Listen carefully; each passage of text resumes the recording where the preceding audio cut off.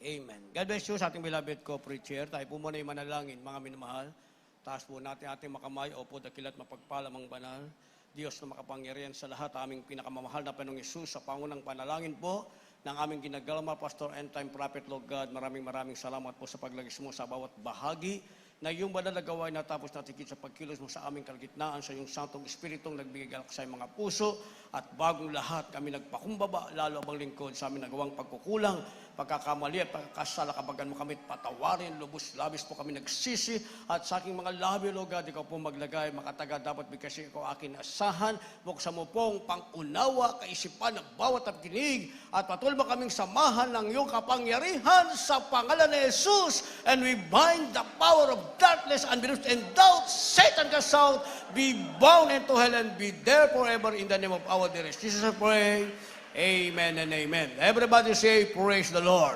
Pakabalik po siya mapuan at unang tigit sa lahat, ang pinakamataas na pagpupurit, pasalamat, kaluwalhatian at kadakilaan ay tangi lamang sa ating Diyos na buhay at makapangyarihan, walang iba sa ating pinakamamahal na Panginoong Jesucristo. Ako po'y nagbabuot ng dobling paggalang sa ating pong beloved Honorable Evangelist Welde Almeida, the end-time prophet of our loving God, and to the whole Almeida family. At patuloy po ang ating pag-alala kailanman. Hindi po natin malilimutan ang mga turo, mga aral na iniwan ng ating beloved Abraham Pastor, our beloved Mama Dear, at magandang hapon sa inyo lahat.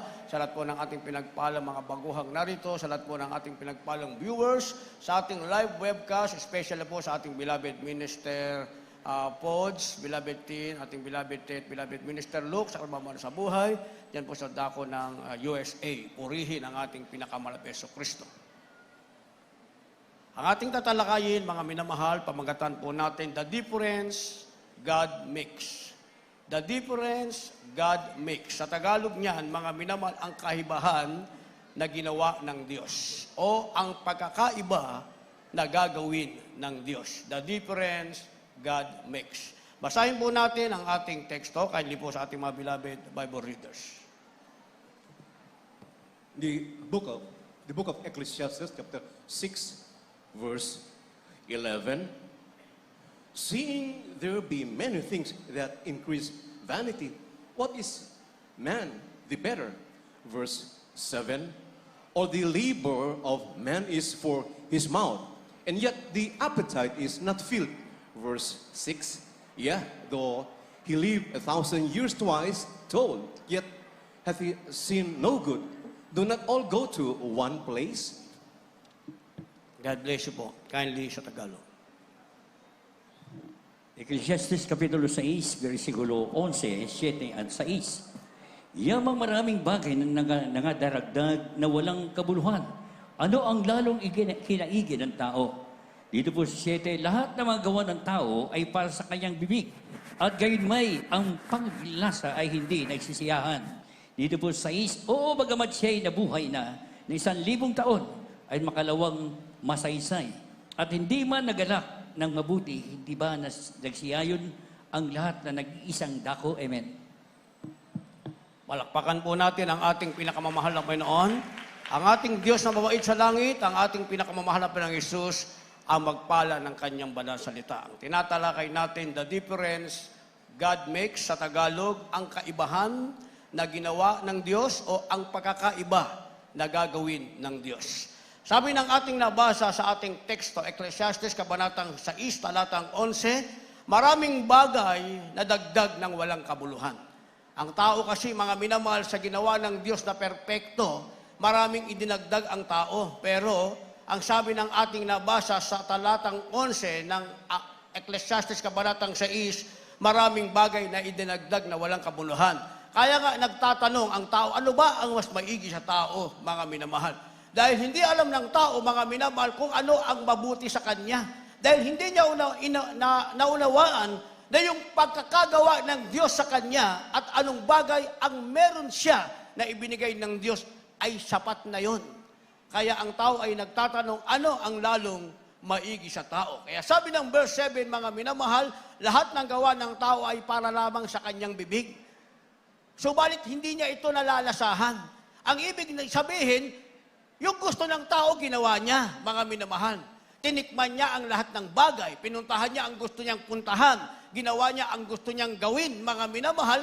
Ang ibig sabihin na hindi niya nalasahan, mga minamahal, hindi rin siya naligayahan. Hindi siya nagkaroon ng contentment, hindi siya nasiyahan, mga minamahal, sa lahat ng bagay na ginawa ng tao.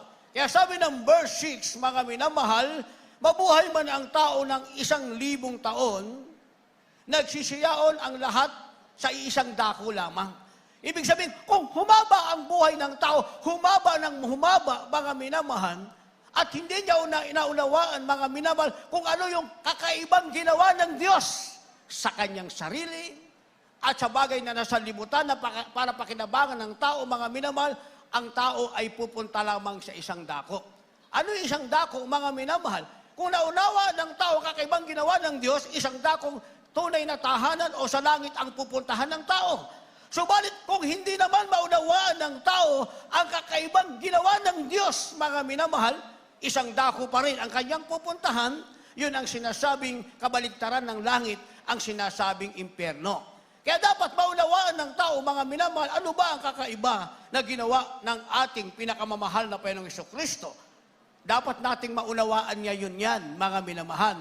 Ang unang bagay na dapat maunawaan ng tao sa kakaibang ginawa ng Diyos ay yung pagpili sa Kanya. Ay yung paglilingkod sa Diyos, mga minamahal, hindi dahil sa ikaw ay naisama rito o kaya nagnanais kang gumaling ang iyong karamdaman, malutas ang iyong buhay, paggaling ng iyong karamdaman, paglutas ng iyong problema, iniwanan mo na ang Diyos na nagbigay sa iyo niyan. Hindi mo na-appreciate, mga minamahal, kung ano ang kakaibang ginawa ng Diyos. Dahil kung pumunta ka sa doktor, sasabihin ng doktor na gagaling ka. Pero walang kasiguraduhan, mga minamahal. Pag pumunta ka sa mahal na Panginoon, pag ang Diyos ang nagsabing gagaling ka, yan, meron niyang kasiguraduhan. Pero bago yan mangyari, mga minamahal, dapat maunawaan mo munang narito ka. Hindi para pagalingin lang Diyos na iyong karamdaman at bumalik sa kasalanan. Narito ka hindi para malutas lang ang iyong problema. Pag lutas na ang iyong problema, magpakaligaya ka uli sa kasalanan. Dapat mong maunawaan ang kakaibang ginawa ng Diyos para sa iyo, ulat higit sa lahat, na ikaw ay piliin ng ating pinakamamahal na Jesucristo. Kindly po. The book of Psalm chapter 65, verse 4. Blessed is the man whom thou choosest and causest to approach unto thee, that he may dwell in thy courts. We shall be satisfied with the goodness of thy house, even of thy holy temple. The book of Proverbs chapter 1, verse 33. But whoso hearkeneth unto me shall dwell safely, and shall be quiet from fear of evil. God bless you po. Dito po sa mga awit sa 65, talata po ay 4. Mapalad ang tao na iyong pinipili at pinalalapit mo sa iyo upang siya'y makatahan sa iyong mga looban. Kami ay mga sisihan sa kabutihan ng iyong bahay, ng iyong banal na templo. Dito po sa mga Kawikaan, Kapitulo 1, versikulo 33. Ngunit ang nakikinig sa akin ay tatahang tiwasay at tatahimik na walang takot sa kasamaan. Palakpakan po natin ang ating pinakamamahal na Panginoon. Lahat magsabi po ng malakas na praise the Lord. Unang bagay na dapat nating maunawaan ang kakaibang ginawa ng Diyos ay yung pagpili sa atin. Dahil sa sanlibutan, mga minamahal, hindi ka pipiliin ng sanlibutan, ikaw ang pipili. Naunawaan natin yon. Gagamitin mo yung free will mo para piliin mong ikaw ay maging sa taga-sanglibutan. Gagamitin mo yung free will mo para piliin mo ang mga bagay na sa sanlibutan. Gagamitin mo ang free will mo para ilagay mo ang iyong sarili sa kasalanan sa sanlibutan. Pero kakaiba ang ginawa ng ating mahal na Panginoon. Ang gusto ng ating mahal na Jesucristo, tawagin kang mapalad. Sa paanong paraan ang sabi, mapalad ang pinili ng Panginoon at pinalapit sa kanyang tahanan. Yun ang unang bagay na natin dapat maunawaan. Nakakaibang ginawa ng Diyos, mga minamahal. Kaya pala tayo narito, kakaiba ito. Hindi kagaya ng ibang ating napuntahan noon na ating pinanggalingan noon, mga minamahal, na maaari tayo ay walang magawa, nasama ng ating barkada, nagsasayang tayo ng oras. Ngayon, wala na tayong sinasayang na oras, mga minamahal. Malaga na ang bawat araw na makita natin ang ating sarili na tayo'y kasama sa mga mapalag na pinili ng ating mahal na Panginoon na may kalayang palaging purihin ng ating mga labi, ang ating pinakamamahal na Hesus Kristo, na madama natin ang napakatamis at banal na presensya ng ating pinakamamahal na Panginoon. Dahil pag hindi ka pinili ng Diyos sa katotohanan, kahit saan kang fellowship mapunta, wala kang mararamdaman. Ang mararamdaman mo ang sakit ng iyong karamdaman, ang bigat ng iyong problema, ang iyong kalungkutan, wala kang katiwasayan. Yan ang mararamdaman mo. Pero kung maunawaan mo ang kakaibang ginawa ng Diyos sa buhay mo, na pinili ka ng ating pinakamamahal na Panginoong Jesucristo, ang mararamdaman mo ang matamis at banal na presensya ng ating mahal na Panginoon na magbibigay ng katiwasayan at kapayapaan sa iyong kalooban. Kaya sabi ng ating nabasa, mapalad ang tao na iyong pinili at pinalapit mo sa iyo upang siya'y makatan sa iyong mga looban.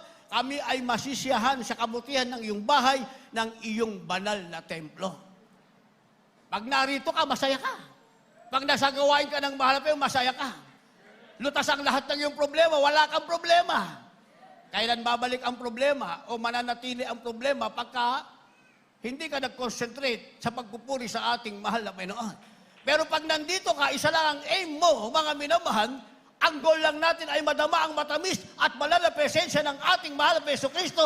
Sinasabing mapalad ka na pinili ng ating mahal na Panginoon sa araw na ito. Ito ang kakaibang ginawa ng Diyos sa buhay mo, na ikaw ay napabilang sa mga banal na tagapagmana ng buhay na walang hanggan. Dahil sa bawat araw, may nangyayaring disgrasya, mga minamahal.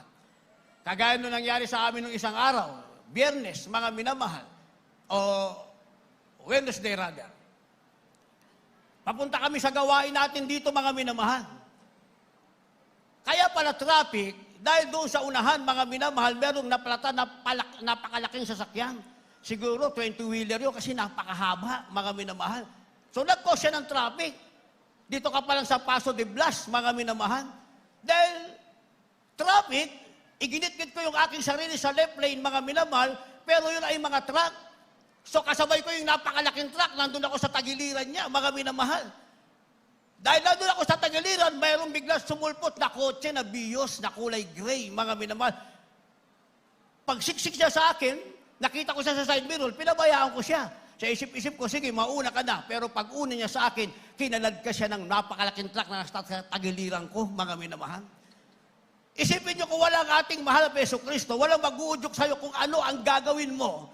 Kung hindi gagawa ng kakaibang bagay sa'yo ang ating mahal na Panginoon, yung oras na yon, ako ang nadisgrasya, mga minamahal. Actually, sa ating paglalakbay, payapa lang tayo. Nagpuri ka sa malapyon, payapa kang aalis sa bahay mo, payapa kang darating. Pero nung araw na yon, mga minamahal, pag-alis pa lang sa bahay namin, parang iba yung aking pakiramdam. Habang ako'y nagmamaliw, taas na ang taas yung aking kamay. Yung iba yung pagpupuri ko sa ating mahal na Hesus Kristo. Noon pala, may disgrasyang magaganap, hindi sa anak ng Diyos, kundi sa taong hindi naglilingkod sa ating pinakamamahal na Hesus Kristo.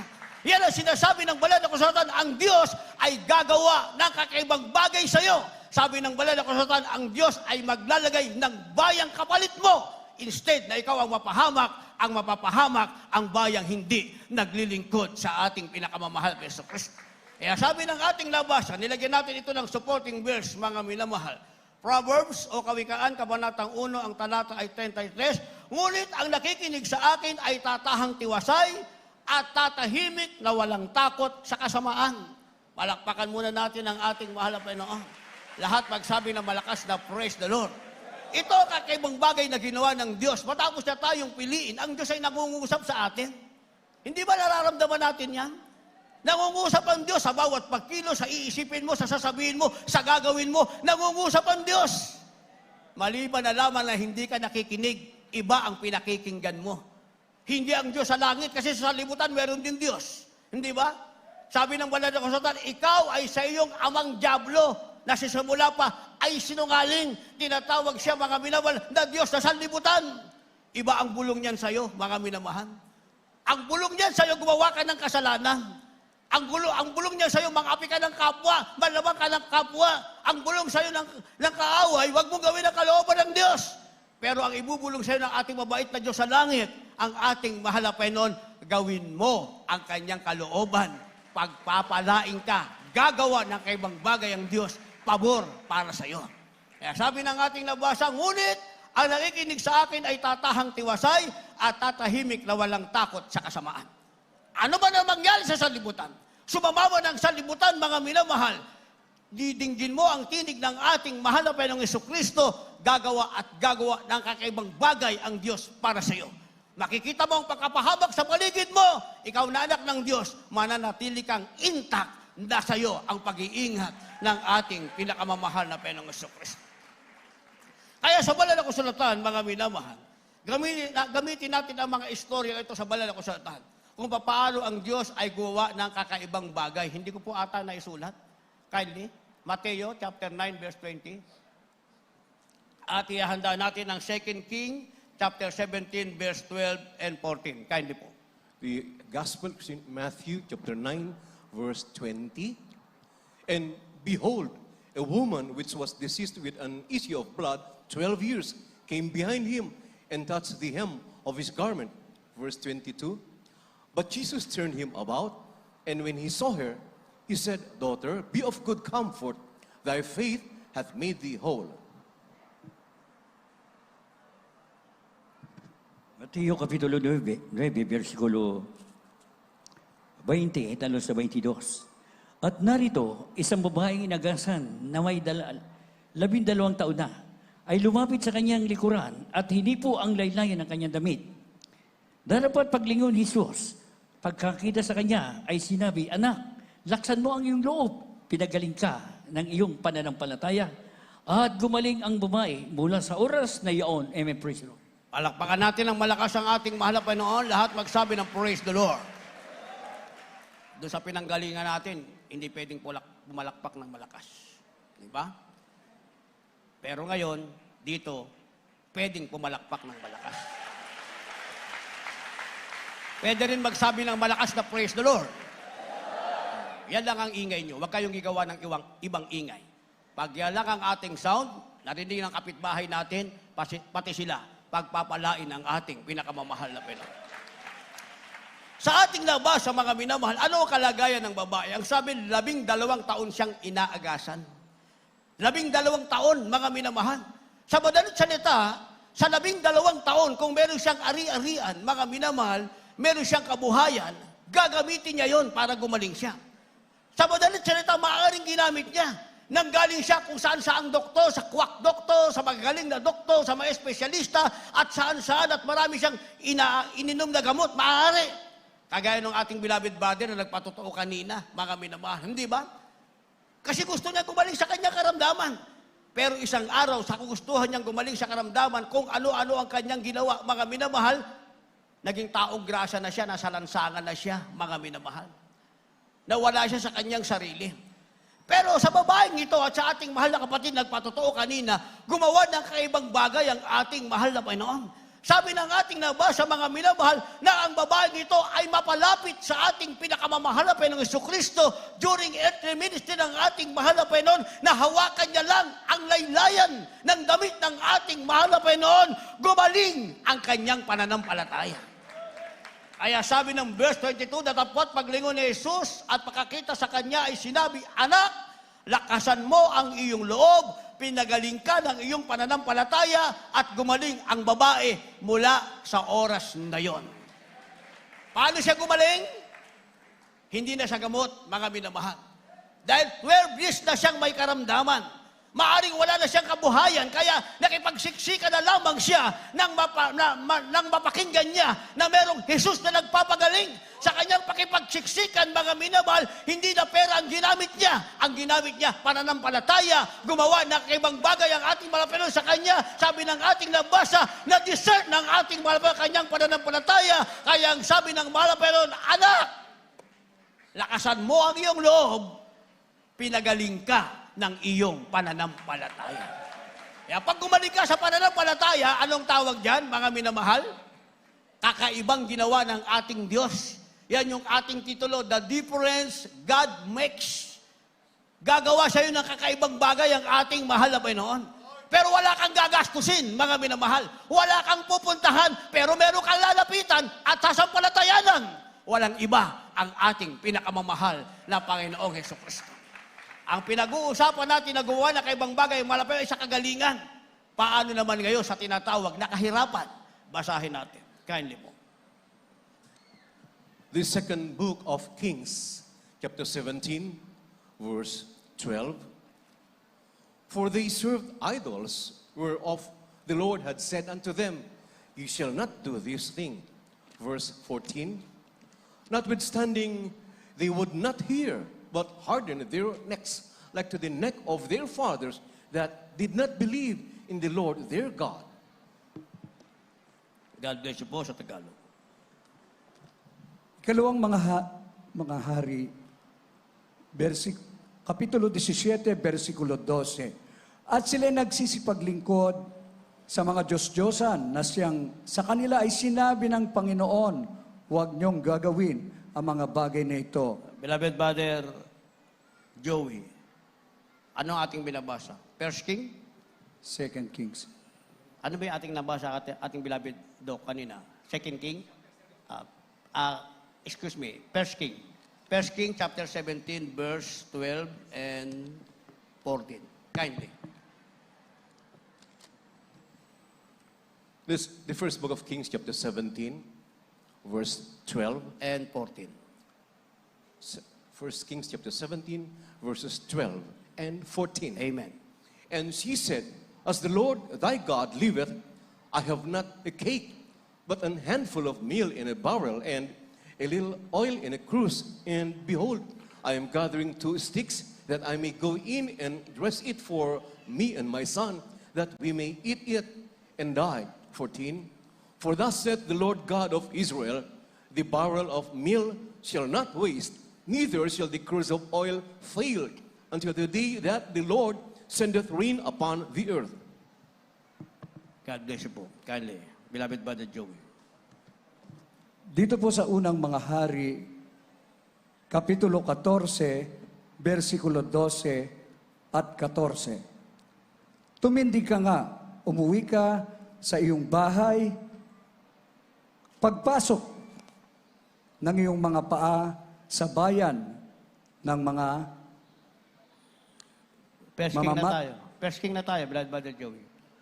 First King chapter 17, verse 12. Dito po sa mga unang hari, Kapitulo 17, versikulo 12 at 14. Amen. Amen. Praise the Lord.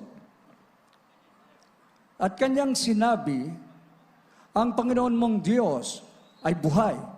Ako'y wala kahit munting tinapay, kundi isang dakot na harina sa gusi at kaunting langis sa banga. At narito, ako'y namumulot ng 2 patpat upang ako'y pumasok at handa sa akin at sa aking anak upang aking makain bago kami mamatay. Versikulo 14, sapagkat ganito ang sabi ng Panginoon, ng Diyos ng Israel, ang gusi ng harina na hindi magkukulang o ang mga banga ng langis man ay mababawasan hanggang sa araw ng magpaulan ang Panginoon sa ibabaw ng lupa. Palakpakan muna natin ang ating mahal na Panginoon. Naiwan ata ating beloved Brother Joey yung salamin niya. May nahirapan siya magbasa. Siguro dadagdagan natin yung spotlight natin doon para lumiwanag. Pumalakpak na ba kayo? Nakalimutan ko. Lahat magsabi ng praise the Lord. Nakalimutan ko tuloy na pumalakpak na kayo. Kanina yung ginawa, ang tinalakay natin, yung kaibang ginawa ng mahal na Panginoon sa kagalingan ng karamdaman. Pananampalataya ang ginamit ng babae, gumawa ng kakaibang bagay ang ating mahal na Panginoon. Ngayon naman sa kahirapan, sa panahon ni Elijah, ni Elias, mga minamahal, 3 taon ang kagutuman. Inutusan siya ng mahal na Panginoon, pumunta ka sa Serapta. Andon ang babae, sabihin mo na pakainin ka. Sabi ko, pagdating ni Elijah, mga minamahal, sabi ng Panginoon, pakainin mo ako. Sabi ng babae, Panginoon, buhay ang Panginoon, wala kami rito kundi konting langis lamang at arena na aming lulutuin at kakainin ng aking anak at maghihintay kami ng kamatayan. Sabi ni Elijah, mga minamahal, bilang prophet of God, gawin mo ang gusto mo. Ang ibig sabihin, kung gusto mo magluto ng tinapay para sa iyong anak, gawin mo. Pero bago mo gawin yan, gawin mo muna ang inuutos ng Panginoon, pakainin mo muna ako. Yun ang utos, mga minamahal. Eh kung sa inyo inutos yun, kakainin ko na nga lang ito, lulutuin ko na lang. At maghihintay kami ng kamatayan ng aking anak. Sino pang Diyos ang sinasabi mong ibigay ko sa iyo? Papakainin kita, ikakainin namin ito. Pero sabi ni Elijah, mga minamahal, ni Elijah, ni Elias, gawin mo gusto mong gawin. Pero bago mo gawin yan, sundin mo ang inuutos ng Panginoon, pakainin mo muna ako. Kaya ang ginawa ng babae, mga minamahal, niluto niya ang tinapay, ginamit niya ang konting langis ng maluto na ibinigay niya kay Elijah bilang propeta ng Diyos na nag-uutos sa kanya at nagluso siya ng kanya para sa kanyang sarili at sa kanyang anak. Subalit nagtaka siya, mga minamahal, 3 taon na tagutom ang lumipas. Sabi ng ating nabasa, kailanman hindi naubos ang arena, kailanman ay hindi naubos ang langis. Anong tawag diyan? Kakaibang gagawin ng ating mahal na Panginoon.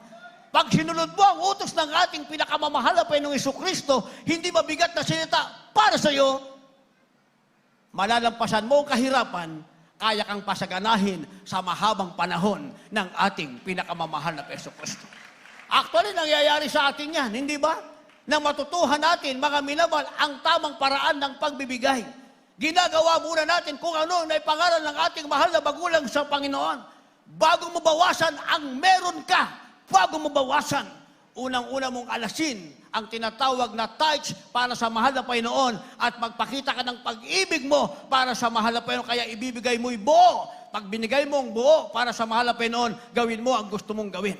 Bumili ka ng pagkain para sa iyo, sa iyong pamilya, magbayad kayo ng inyong mga bills, at ikaw ay maglaan ng extra expenses para sa lahat ng iyong pangailangan, magtataka ka na ibigay mo na ang bahaging para sa Panginoon, nagpakita ka na ng pag-ibig para sa ating pinakamahal na Jesucristo, yung natira para sa iyo, kailanman na hindi naubusan, lalo ka pang pinagpala ng ating pinakamamahal na Jesucristo.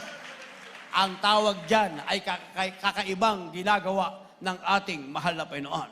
Kaya ang sabi ng Hope, mga minamahal, sinong hindi nakaalam ang Panginoon ang may gawa nito.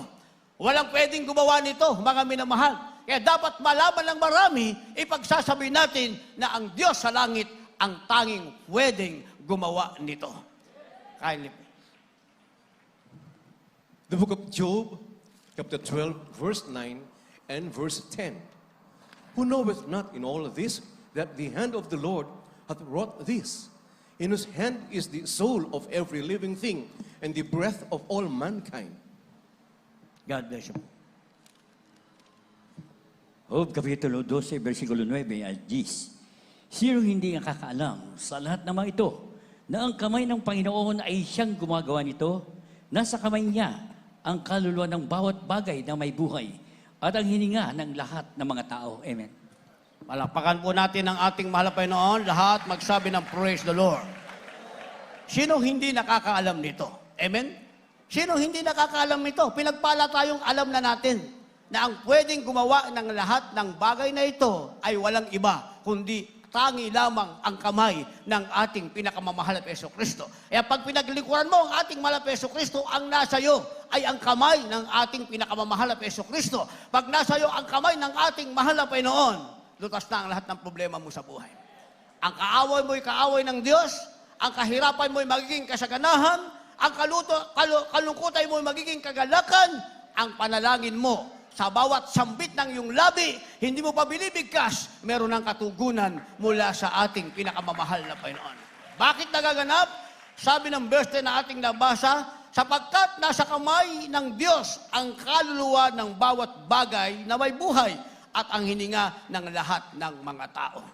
Sa makatuwid, lahat ng nilikha ng Diyos na may buhay ay nasa kamayan ng ating mahal na Panginoon. Higit ang tao na nilikha ng ating mahal na Panginoon. Kaya ang paglilingkod sa ating mahal na Panginoon, walang kalugihan, mga minamahal. Amen? Walang kalugihan. Pero nabe-bless kami sa inyo. Dahil kahit saan tayo pumunta, sumusunod kayo. Di ba? Kaya magpagawa tayo ng malaki. Pag nandyan na kayo, maliit pa rin. Pagawa ulit tayo ng malaki. Susunod naman yung iba, maliit pa rin. Kaya sa Jesus Miracle Crusade, pagawa tayo, malaki, malaki, malaki. Pero pag nandito na kayo, maliit, maliit, maliit. Kailangan talaga malaki. Siguro Astrodome na kinakailangan susunod nating ipapagawa. At magaganap, mga minamahal. Ipagpe-pray natin yan. Dahil sabi ng ating nabasa, ang Diyos ay gumagawa ng kakaibang bagay. Yung mga wala nga sa katotohanan, napakalaki. Pasyalan lang. Yung sa atin, dapat lakihin natin dahil ito ang ating bahay, panalanginan, para katagpuin ang matamis na presensya ng ating mahal na Panginoon. Kaya patuloy tayo, pag naglunsad na tayo, nag-launch na tayo ng ating project, mga minamahal, para sa isang malaking bahay, sambahan, taas ang kamay na makikibahagi. Lahat ba nakataas ang kamay? Simulan na natin mamaya. Simulan na natin. Hanggat na nasa level 1 pa tayo, bago matapos ang pandemic, meron na tayong Astrodome para sa ating main church na pananambahan. Kasi nagtaas kayo ng kamay. Nagtaas kayo ng kamay, huwag nyo nababawiin yan. Pag binawi nyo yan, lagot kayo sa mahal na Panginoon. Pero pag hindi nyo binawi, lalong gagawa ng kaibang bagay ang ating mahal na Panginoon. Habang hinihintay natin ang pagbabalik ng ating mahal na Panginoon, lahat ng pabor ng ating pinakamalapit na Jesucristo ay nasa atin. Kaya di po, sa ating mga last verses, maghanda po ating magpaawit, mga manugtog. The book of Deuteronomy, chapter 28, from verse 6 up to verse 10. Blessed shalt thou be when thou comest in, and blessed shalt thou be when thou goest out. The Lord shall cause thine enemies that rise up against thee to be smitten before thy face. They shall come out against thee one way, and flee before thee 7 ways. The Lord shall command the blessing upon thee in the storehouses, and in all that thou settest thine hand unto. And he shall bless thee in the land which the Lord thy God giveth thee. The Lord shall establish thee an holy people unto himself, as he hath sworn unto thee, if thou shalt keep the commandments of the Lord thy God, and walk in his ways. And all people of the earth shall see that thou art called by the name of the Lord, and they shall be afraid of thee. God bless you po. Beloved Brother Joey, verse to verse tayo. Verse 6. Dito po sa Deuteronomio, Kapitulo 28, versikulo 6, tuloy ang basa hanggang 10. Verse to verse tayo, beloved Brother Joey. Verse to verse. Verse 6, begin at verse 6, kindly. Magiging mapalad ka sa iyong pagpasok at magiging mapalad ka sa iyong paglabas. Gagawin itong kakaiba ng Diyos para sa iyo. Sa iyo lamang gagawin at hindi sa iba. Sabi, magiging mapalad ka sa iyong pagpasok at magiging mapalad ka sa iyong paglabas. Saan ka man pupunta, malumaman ang panahon at maging bago ang panahon sa lugar na iyong pupuntahan. Sa iyong pagpasok at paglabas, sabi ng ating nabasa, binitawan ng salita ng Diyos, ikaw ay magiging mapalad. Kaya ibang bagay na gagawin ng Diyos, ito ay para sa iyo. Next verse, kindly, verse 7. Dito po sa 7, pasasaktan ng Panginoon sa harap mo ang iyong mga kaaway na nagbabangon laban sa iyo. Sila'y lalabas laban sa iyo sa 100 at tatakas sa harap mo sa 700. Amen. Walang pwedeng makipag-away sa iyo, mga minamahal. Dahil sabi ng verse 7, sasaktan ng Panginoon mo sa harap mo ang iyong mga kaaway na babangon laban sa iyo. Sa harap mo mismo, makikita na iyong mga mata na sila'y sasaktan ng ating pinakamamahal na Jesucristo. Sabi, sila'y lalaban sa iyo na 100 at tataka sa harap mo na 700. Ibig sabihin, kahit gumawa pa sila ng hukbo, paramin ang kanilang hukbo, mga minamahal. Pag lumaban sa iyo, hindi sila magtatagumpay dahil sila'y sasaktan ng Diyos sa iyong harapan. Pati si Satanas, hindi magtatagumpay sa iyo. Mga karamdamang darating, ipapadala ng kaaway ng Diyos, mga kahirapan, lahat yan ay kaaway. Sabi ng banal na kasulatan, dumami man sila, hindi sila magtatagumpay laban sa iyo. Verse 8, kindly. Dito po sa 8, igagawad sa iyo ng Panginoon ang kanyang pagpapala sa iyong mga kamalig at lahat ng pagpatungan mo ng iyong kamay at pagpapalain kanya sa lupain na ibinibigay sa iyo ng Panginoon mong Diyos. Palakpakan natin ang ating mahal na Panginoon. Igagawad sa iyo ng Panginoon ang kanyang pagpapala sa iyong kamalig. Magbukas ka ng negosyo, sa iyong ipunan ng kayamanan. Igagawad sa iyo ng mahal na Panginoon. Ano man ang hawakan ng iyong kamay, pagpapalain ng ating pinakamamahal na Jesucristo at pagpapalain ka sa lupain na ibigay sa iyo ng mahal na Panginoon. Ang ibig sabihin, saan ka man mapadpad, habang ang Diyos ay Diyos mo at ikaw ay anak ng Diyos, gagawa ng kaibang bagay ang Diyos para sa iyo, pagpapalain at pagpapalain ka ng ating pinakamamahal na Jesucristo. Verse 9. Dito po sa 9, itatatag ka ng Panginoon na isang banal na bayan sa Kanya, gaya ng Kanyang isinumpa sa iyo kung iyong gaganapin ang mga utos ng Panginoon mong Diyos at lalakad ka sa Kanyang mga daan. Palakpakan natin ang ating mahal na Panginoon. Ang katatagan ay ibibigay sa iyo ng mahal na Panginoon. Walang katisuran, mga minamahal. Ano man ang mangyari, hindi ka mawawala sa mapagpalang kamay ng ating pinakamamahal na Jesucristo. Dahil sabi ng ating labasa, itatatag ka ng Panginoon na isang banal na bayan sa Kanya. Ang tawag sa iyo ay Holy Nation ng ating pinakamamahal na Panginoong Jesucristo. Subalit, ang sabi, dapat mong galapin ang Kanyang mga utos at lalakad ka sa Kanyang mga daan. Pag nagawa natin yan, sabi ng ating labasa, ang katatagan mula sa mahal na Panginoon ay ibibigay sa bawat isa nga na kanyang mga anak.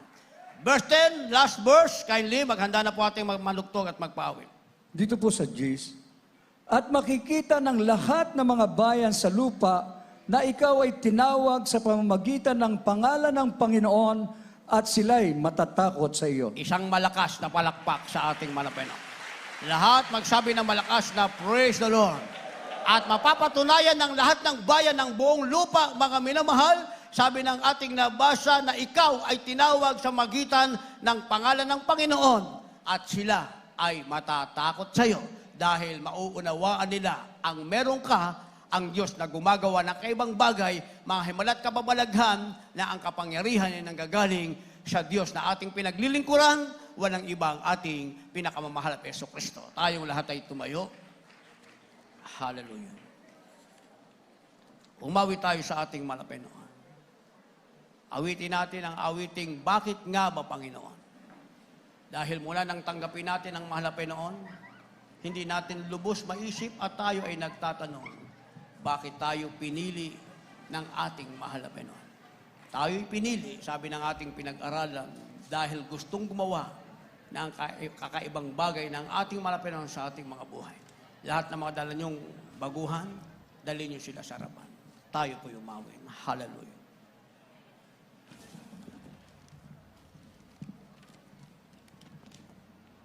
Mula nang tanggapin kita, Panginoon,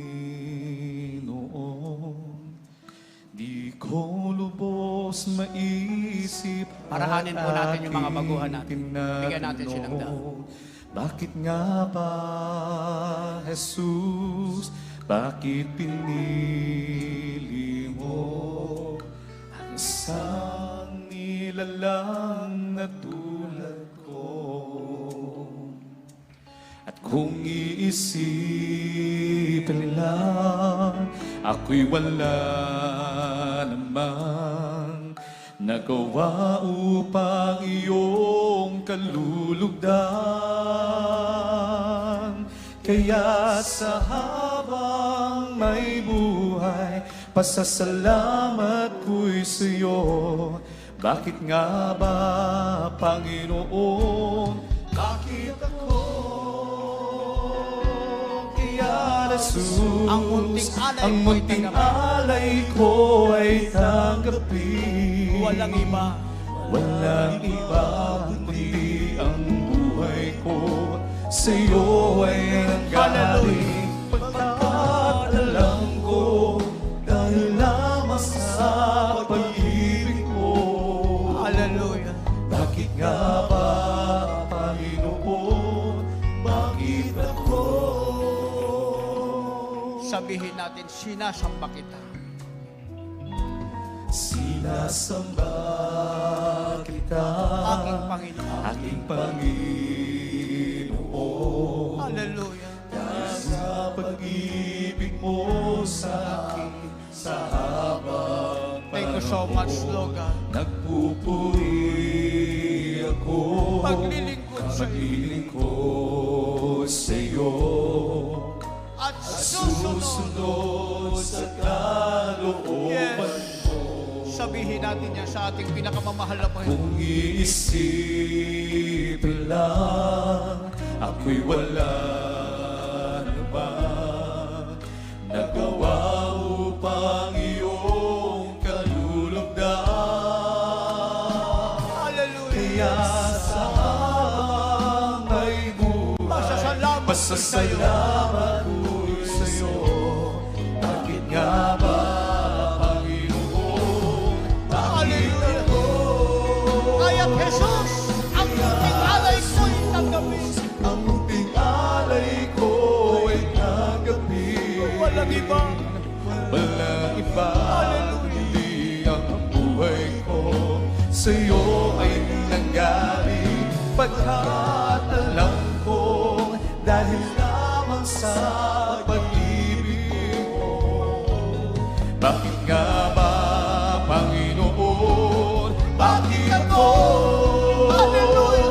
Kaya, Jesus, ang munting alay ko ay tanggapin. walang iba kundi ang buhay ko. Walang iba kundi ang buhay ko sa'yo ay nanggaling. Pagkat